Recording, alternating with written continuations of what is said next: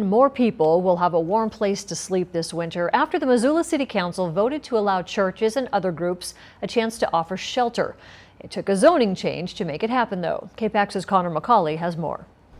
Missoula City Council has approved an interim zoning ordinance that would allow churches or other places of worship to operate as emergency extreme weather shelters. It removes some obstacles for the faith community who are already showing interest in operating one of these emergency shelters.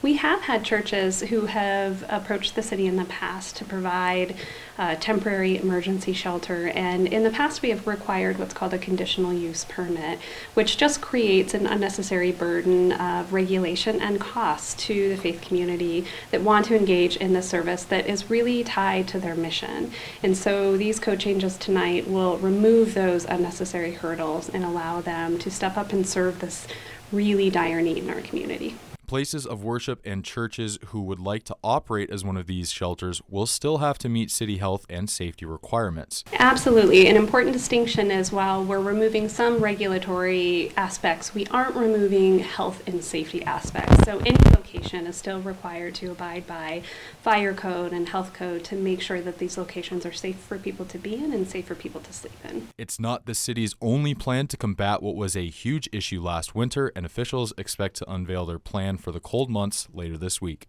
We're very excited that this coming Wednesday at a City Council committee meeting we'll be able to unveil our proposed plan for this season, which has been 5 months in the making and has included dozens of community members who are excited to meet this need for the upcoming season. Wednesday's meeting is at 11 o'clock in the Missoula City Council chambers. In Missoula, Connor McCauley, MTN News. The City Council told the public this process has been in the works for months. In fact, City Councilor Brian von Lossberg said they've been working on an extreme weather shelter plan since before the snow melted last winter. We don't